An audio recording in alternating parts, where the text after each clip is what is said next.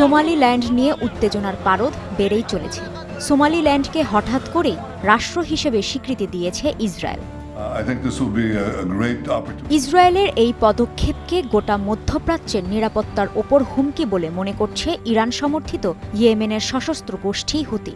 তাই সোমালিল্যান্ডে ইসরায়েলের যে কোনো উপস্থিতিকে লক্ষ্যবস্তু করার হুঁশিয়ারি দিয়েছে সশস্ত্র এই গোষ্ঠী।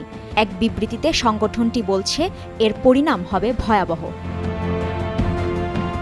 হুতি প্রধানের দাবি, এই স্বীকৃতির অর্থ হল সোমালিয়া ও তার পার্শ্ববর্তী আফ্রিকান অঞ্চল এবং লোহিত সাগরের দুই তীরের দেশগুলোর বিরুদ্ধে ইসরায়েলের একটি চক্রান্তকারী পদক্ষেপ।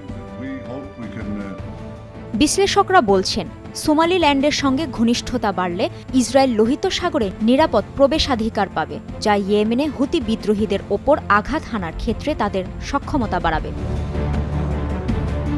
গেল শুক্রবার বিশ্বের প্রথম দেশ হিসেবে সোমালিল্যান্ডকে স্বীকৃতি দেয় ইসরায়েল। তাদের এই পদক্ষেপে বিশ্বজুড়ে সমালোচনার ঝড় ওঠে।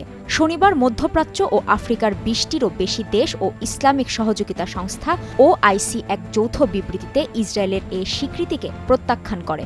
ইউরোপীয় ইউনিয়ন বলছে, সোমালিয়ার সার্বভৌমত্বকে অবশ্যই সম্মান করতে হবে। ১৯৯১ সালে গৃহযুদ্ধ চলাকালে সোমালিয়া থেকে নিজেদের আলাদা রাষ্ট্র হিসেবে ঘোষণা দেয় সোমালিল্যান্ড। একতরফা স্বাধীনতা ঘোষণার পর থেকে সোমালিল্যান্ড কূটনৈতিকভাবে বিচ্ছিন্ন অবস্থাতেই রয়েছে। কাজী শাহরিন, স্টার নিউজ।